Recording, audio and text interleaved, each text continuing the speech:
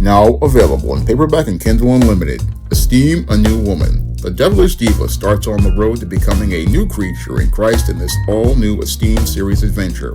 Get your copy of Esteem a New Woman at Amazon.com in paperback and Kindle Unlimited today. A lot of employers want their employees to be emotional. Now, these employers basically say that they want to see emotions like enthusiasm when they have an employee, and this is a major mistake that leads to a lot of issues in the workplace. Now, in my book, Stop Simping in the Workplace, I tell everyone that the workplace is an indifferent environment, and one of the things that can undermine someone in the workplace is just being too emotional. Now, when it comes down to an emotional person really is not someone who is thinking critically, and when a person doesn't think critically, what happens is that person just cannot be objective about the job that they need to do for a company. And when you're out here on a job, the first thing a person needs to be is in a place where they can be objective, because if you are objective, you can look at all the sides of an issue as related to the business and be able to solve problems that benefit everyone as related to the business. But when you're out here extremely emotional, what happens with a person is that they're so in their feelings that they wind up going out here and making major mistakes that are detrimental to a business. Now, when it comes down to people, they want to see so-called enthusiasm and emotion from a prospective employee, and that's the worst thing you could have is a person who is emotional, because if you bring a person into your company and they're emotional, they're not going to be able to start thinking critically, and they're going to start acting on their feelings. And again, a person who acts on their feelings is someone who might go out here and act on impulse and do something detrimental to your business or your business's reputation. Now, an example of this was recently shown to me with the tragedy that happened with the 75-year-old woman, Anita Grayson, who came into the Tim Hortons irate over an issue with her drive-through order. Now, as this Anita Grayson came into the Tim Hortons irate over her order, that's where the manager at that Tim Hortons basically reacted with emotion and reacted with feelings, and because they didn't think critically, they went out here and reacted in a way that basically escalated that whole situation into a tragedy that led to the death of Anita Grayson, the woman who had heart failure. Basically, yes, this woman did get emotional, but the reaction from the manager, basically as I see it, exacerbated that situation.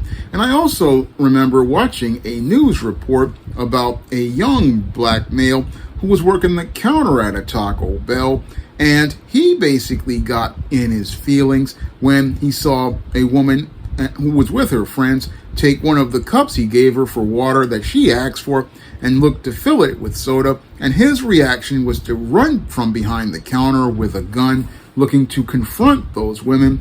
Again, that's what happens when you got people who are emotional. When people are emotional, what happens is that they let their feelings dictate their actions, and as they let their feelings dictate their actions on the job, what happens is that they wind up creating situations that can, again, be very detrimental to a business and can even wind up putting a business in a situation where they can wind up being liable as related to a situation regarding a civil lawsuit.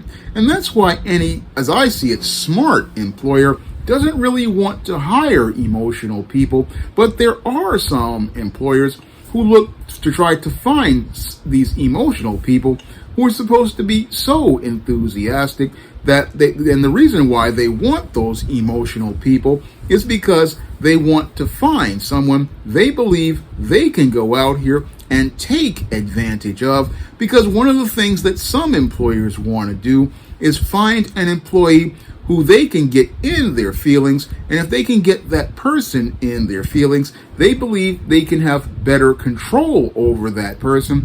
Unfortunately, when you're dealing with someone who is emotional, they are extremely unstable. And the whole thing is that with emotional people, you don't know what type of reaction you might get if you push the wrong buttons. You don't know what type of reaction you may get if you go out here and hire a person who is working as related to their feelings, because with feelings, again, a person may be enthusiastic one day, but they may not be enthusiastic the next day, or they may lose their passion altogether when it comes down to their emotions. But if you go out here and hire a person who is objective, they understand that their job is to go out here and do the work that's assigned. They understand that their goal is to meet the standards of the company, and they understand that they have to put their feelings aside to get the goals met. That's how an objective person, again, looks at the job, like the way I look at things. Yeah, I may be very enthusiastic when I'm writing a story as related to the first draft, but when it comes down to the second and third draft as related to revisions, that's where I have to start thinking critically and being objective about what I present in a story. And when I go to work at a company, I have to, again, come into that company looking to be objective, because I understand that feelings, they can get in the way and keep you from seeing what really needs to get done. Feelings can get in the way and keep you from being able to see what you need to do when you're on the job. And while you may have those feelings of enthusiasm in the beginning, you basically are not looking at things right. And in some cases, you can't really teach a person because they are so in their feelings. And if you got a person who's too emotional, this is not someone who is in many cases can learn, because everything is about their feelings. And what I see with the modern workplace is that many employers, again, they're looking to find the person with feelings, because they think, oh, if this person has feelings, I can control this person through their feelings. I can go out here and get them to do overtime. I can go out here and get them to do different tasks. But the whole thing is that this person is sitting here, in many cases, frustrated, simmering, and boiling in anger, because they don't feel that that they're being done right. They're not understanding how their work relates to the entire business. And when you have somebody who is too in their feelings and too emotional, they are not going to be productive for your company. No, not going to be productive for your company at all, because a person who is too in their feelings can't separate themselves from their feelings to do what is in the best interest of the business. And you really, when you're running a business, especially something like service businesses, you got to separate your feelings from your daily work in order to get through a day, and you have to put your feelings aside.